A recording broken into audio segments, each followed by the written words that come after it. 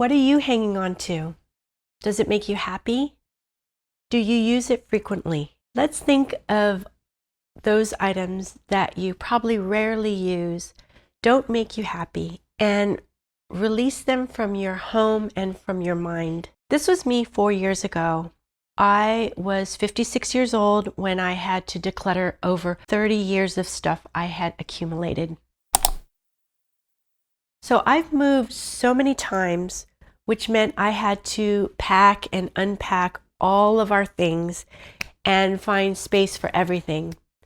It was so stressful and overwhelming. I even had to move an upright piano like 3 times until I realized that no one was playing it, so I finally let it go. It was a gift to my oldest daughter from my dad's best friend, Uncle Tommy, and Kelsey had a few piano lessons and she just didn't take to it. But I felt so bad about giving it away that it took 3 different moves, which is kind of crazy of me now that I think of it. I kept thinking, wow, it's a thoughtful gift, and what if Kelsey changes her mind about piano lessons? But in 2020, I moved out of my own house to the basement granny flat in my daughter Kelsey's home. This is when I got rid of so much stuff, and it was really difficult process that took a lot longer than I thought it would. Decluttering is more than just getting rid of stuff. It's about creating mental clarity and reconnecting with what matters most. I've always gravitated toward a simple, more modern aesthetic in home decor. Maybe my Japanese background has something to do with it, as well as over 30 years of being a graphic designer and art director. I appreciate clean lines, balance, and the beauty of simplicity. But even with that aesthetic in mind, I had a tendency to shove things behind closed doors, in closets, or out in the garage. For me, the hardest thing to let go of were those just-in-case items and sentimental keepsakes. But having a deadline to move really pushed me to confront them. I realized that all the stuff I was keeping out of sight wasn't actually out of mind. It was a source of stress, constantly nagging at me in the background. Every time I opened a closet or went into the garage, I'd feel overwhelmed. I thought I might need all those things someday. But you know what? I never did. Letting go of the just-in-case items gave me back so much physical and mental space. What I tell myself now is this: if I absolutely need it later, I can buy it later. That simple mindset shift has been a huge relief. A viewer asked me if I ever regretted getting rid of something, and I honestly couldn't think of anything. I'm sure there was something, but as I get older, I notice I'm less attached to things. Don't get me wrong, I love my everyday useful things. My giant coffee cup that I got from a thrift store, my laptop, and of course my iPhone. I love my noise-canceling headphones, my 1999 Toyota Corolla, my red toolbox, and my electric kettle. I love my IKEA bed and my daughter's artwork. But if I lost everything, I would be sad, but not for long. These are just things. They're all replaceable. Well, maybe except for my daughter's artwork. But I do have photos of them, and my daughters can always make me new artwork. And I can always purchase the other items. I think I finally realized that things are just things. Even if they have memories attached to them, if the item is gone, I can still have the memory. Once, I lost everything on a hard drive. Photos, artwork, projects, portfolio pieces, all kinds of documents. And I didn't have a backup for them. I remember feeling shocked, sick, and a sense of doom washed over me. But after that, I noticed that the world didn't explode. all was fine and I had a sense of calm wash over me. I would create more art, more projects. Yes, photos were irreplaceable, but I'd make new memories. What I gained when I decluttered was a sense of freedom. Freedom from all the stuff that I better save just in case. And I spent good money on that, so of course I have to keep it. Decluttering freed me from the past me. I'm no longer that person, and that's okay. Through the years, I've earned a more relaxed, happier life. I'm moving away from hustle culture, multitasking, and being overscheduled. I don't want to be hard on myself for not being overproductive. When I decluttered, I gained something far more valuable than the items I let go of, and that's freedom. Freedom from the weight of the past, freedom from the just-in-case mindset, and from the clutter that was holding me back. Here's what I noticed after I cleared out my space. Reduced stress. With less stuff to manage, I felt less overwhelmed by daily tasks. Cleaning became easier, and I didn't feel like I had to remember or maintain as many things. Increased focus. Decluttering helped me remove distractions.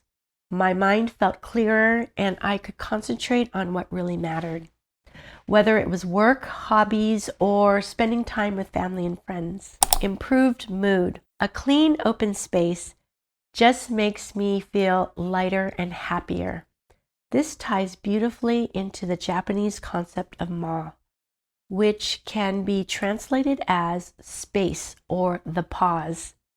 Ma is about the beauty of what's not there, the space between things, and the way that emptiness can enhance what surrounds it. In Japanese art, music, and architecture, ma emphasizes balance, simplicity, and intentionality. In music, for example, the silence between notes is just as important as the sound, creating rhythm and depth. In 2D and 3D design, ma allows space to breathe, making each object or detail meaningful. When I decluttered, this concept really came alive in my own home. Having less didn't mean I was missing out. It created a sense of calm and clarity, like the way ma transforms a space into something harmonious and peaceful. It's not just about removing things. It's about appreciating what remains and the space it creates for our own well-being. This idea also ties into modernism, a movement I've always admired for its simplicity and focus on function. Modernism drew significant inspiration from Japanese aesthetics, especially the emphasis on clean lines, minimalism, and the importance of negative space. The movement rejected clutter and ornamentation, choosing instead to focus on what was essential and purposeful. It's the same mindset I applied to my own decluttering journey, eliminating excess to create a space that's functional, calming, and uplifting. Zen Buddhism takes this philosophy even further. Zen monks lived by the principle of non-attachment, embracing simplicity and mindfulness over material possessions. Their spaces are deliberately sparse, designed to cultivate focus, peace, and a connection to the present moment. This way of life reminds us that joy and peace don't come from owning more things, but from freeing ourselves from unnecessary burdens. Whenever I declutter, I actually feel really good. Letting go of the physical also helped me let go of stress and create a home that reflects the life that I want to live right now. Decluttering isn't just about making your home look tidy or minimalist. It's actually about you. It's about giving yourself the mental space and emotional clarity to thrive. When we let go of the unnecessary, we make room for what really matters. Think about it. How often do we cling to things because they feel like a safety net? The truth is, holding on to too much stuff can actually weigh us down. Decluttering is an act of kindness to yourself. It says, I deserve a space that nurtures me, not drains me. Here's what decluttering as self-care can look like. Emotional healing. Letting go of items from the past can be liberating. Whether it's old clothes, outdated furniture, or sentimental keepsakes, releasing them is like closing a door to the past and opening up another door to the present. You're creating a space where the current version of you can be happy. Setting boundaries. Decluttering helps you set boundaries, not just with physical items, but with your time and energy. When you keep only what serves you, you're kind of like saying no to the things that drain you and yes to what brings you joy and peace. Reconnecting with yourself. When your environment feels cluttered, your mind can feel cluttered too. By creating physical space, you give yourself mental clarity, a chance to breathe, think, and dream. The act of decluttering can even become a meditative practice. Much like Zen monks carefully tend to their environment, decluttering is an opportunity to slow down, be mindful, and care for your space and yourself with intention. So let me ask you again, what are you hanging on to? Does it make you happy? Do you use it frequently? Decluttering isn't just about getting rid of things. It's about creating space for joy, clarity, and purpose.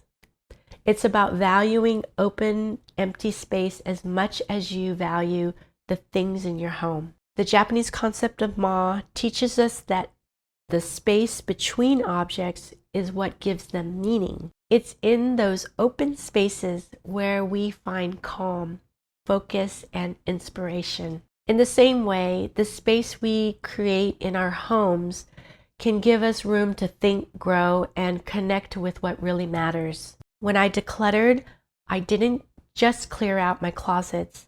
I also cleared out the clutter in my mind. Let go of the stress, the guilt, and the mental weight of just in case. And what I gained was priceless. Freedom from the past, a deeper appreciation for the present, and a home that feels like a sanctuary. So if you're ready to declutter, don't think of it as losing things.